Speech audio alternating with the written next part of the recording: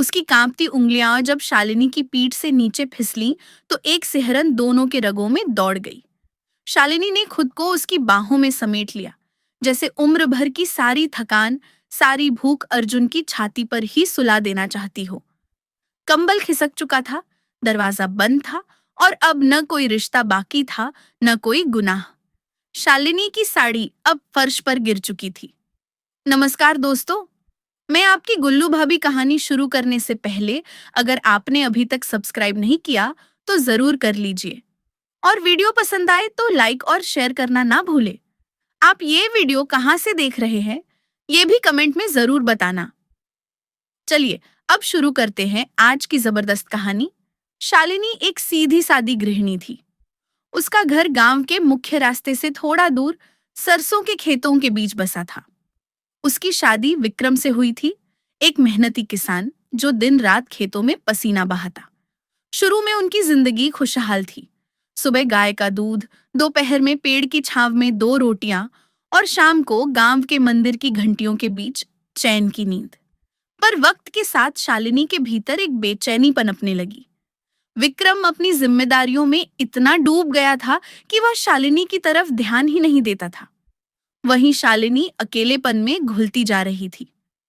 गांव की औरतें दिन भर आपस में बतियाती, बच्चे स्कूल जाते और शालिनी के हिस्से आता था अकेलापन। एक दिन उसका चचेरा भतीजा अर्जुन शहर से नया स्मार्टफोन लाया और कहने लगा, मौसी, अब गांव की औरतें भी रील्स बनाती हैं, आप भी चलो ना इंस्टाग्राम पर। शुरुआत में शालिनी को सब अजीब लगा, लेकिन धीरे धीरे उसने मोबाइल की स्क्रीन में अपनी दुनिया ढूंढ ली। वो घंटों वीडियो देखती रहती और एक दिन गलती से उसने एक आपत्तिजनक वीडियो देख लिया। उस दिन जो क्यूरियोसिटी शुरू हुई वो धीरे धीरे लत बन गई। अब वो रात में तब तक जागती जब तक विक्रम सो न जाए और फिर चुपचाप मोबाइल में वो सब देखने लगती। कुछ समय बाद अर्जुन और उसका बड़ा भाई रोहित अक्सर शालिनी के घर आने लगे। कभी बिजली का बहाना तो कभी नल की टोंटी कसवाने का। लेकिन अब शालिनी को इन बहानों की जरूरत नहीं थी। वो खुद चाहती थी कि कोई आए, खासकर अर्जुन। वो दरवाजा देर तक खुला रखती, बालों में चमेली का तेल लगाकर बैठती और एक चाय की प्याली में जैसे अपना दिल छुपाकर अर्जुन को थमा देती। अर्जुन की नजरें अब मौसी नहीं देखती थी, एक औरत देखती थी, पूरी तरह जवान, गदराए बदन वाली और अकेली औरत। और शालिनी जब मुस्कुराकर उसे देखती तो उस मुस्कुराहट में कुछ ऐसा होता जिसे शब्दों में नहीं बांधा जा सकता था, जैसे बरसों से बुझा कोई दिया अचानक से धधक उठा हो। एक दोपहर जब घर में कोई नहीं था, शालिनी खामोशी से खिड़की के पास खड़ी थी। अर्जुन भीतर आया और उसकी परछाई शालिनी के पीछे पिघलने लगी। वो चुपचाप उसके पीछे खड़ा हो गया, इतना पास कि उसकी सांसें शालिनी की गर्दन को छूने लगी। शालिनी कांपी नहीं, बल्कि आंखें बंद कर ली। मौसी, अर्जुन ने धीरे से कहा। शालिनी ने उसकी तरफ पलटकर देखा, कुछ कहना चाहा, मगर शब्द गले में अटक गए। बस आंखें थीं जो सब कुछ कह गई। और अगले पल अर्जुन ने उसके हाथों को थाम लिया। हथेलियां कांप रही थीं, लेकिन छोड़ना किसी ने नहीं चाहा। उनका पहला स्पर्श, नाजुक, धीमा, लेकिन ऐसा जैसे बरसों का इंतजार टूटा हो। उसके बाद जैसे सब कुछ खुद ब खुद होता गया। ना मौसी रही, ना भतीजा, सिर्फ दो तन्हा जिस्म थे जो एक दूसरे की आग में पिघलना चाहते थे। शाम को जब सूरज ढल गया, मौसी, अर्जुन ने कहा, लेकिन ये शब्द अब रिश्ते की दीवारों में नहीं टिक पाए। शालिनी ने उसका हाथ पकड़ लिया। उसकी उंगलियों में अब वो कंपी नहीं थी जो किसी पाप की थी। अब वो आग थी जो हर रोग को जला देने को तैयार थी। आज मौसी नहीं, सिर्फ शालिनी हूं मैं। उसकी आवाज में ऐसा कंपन था जैसे बरसों से कोई घुटा हुआ सच अब फूट पड़ा हो। शालिनी ने अपना सिर अर्जुन के सीने पर रख दिया। उसकी सांसें तेज थीं, धड़कनें बेचैन। अर्जुन ने पहली बार उसका चेहरा इतनी पास से देखा। वो थकी हुई आंखें जो अब नींद नहीं, चाहत मांग रही थीं। उसकी कांपती उंगलियां जब शालिनी की पीठ से नीचे फिसली तो एक सिहरन दोनों के रगों में दौड़ गई। शालिनी ने खुद को उसकी बाहों में समेट लिया, जैसे उम्र भर की सारी थकान, सारी भूख अर्जुन की छाती पर ही सुला देना चाहती हो। कंबल खिसक चुका था, दरवाजा बंद था और अब न कोई रिश्ता बाकी था न कोई गुनाह।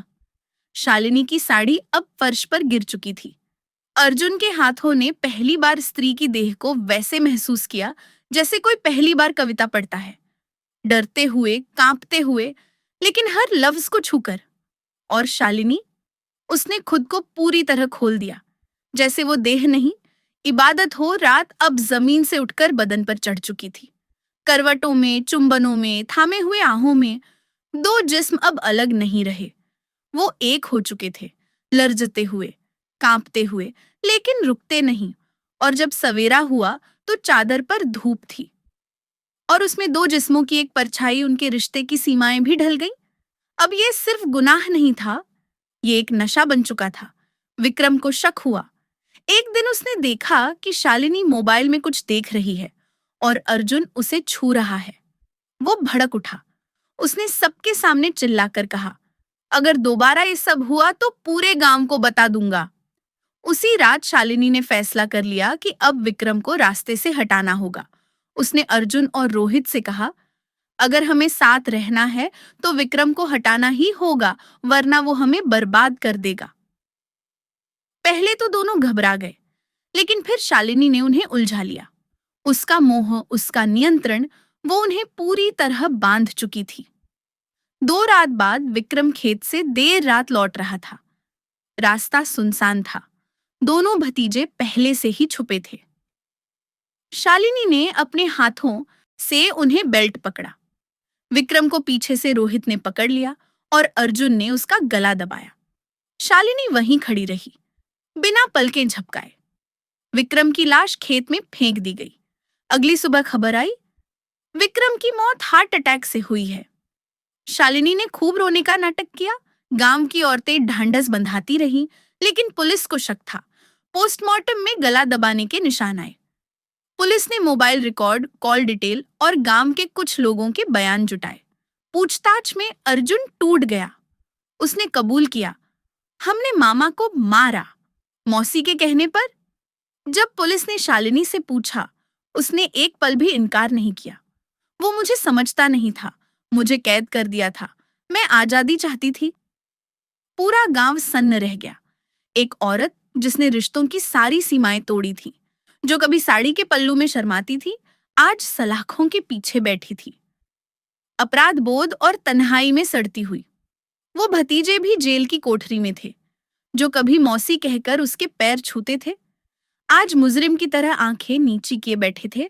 यह कहानी कोई सनसनी फैलाने के लिए नहीं, बल्कि ये समझाने के लिए है कि जब इंसान संयम खो देता है तो रिश्ते, मर्यादा और मानवता सब कुछ जलकर राख हो जाता है। दी एंड। अगर आपको पसंद आई हो तो प्यार भरा लाइक, कमेंट और शेयर जरूर करें। आप ये वीडियो कहाँ से देख रहे हैं, ये भी कमेंट में जरूर बताना। मैं आपकी गुल्लू भाभी फिर मिलूंगी एक नई और मजेदार कहानी के साथ। तब तक के लिए ढेर सारा प्यार। ये दो दो मोसनिस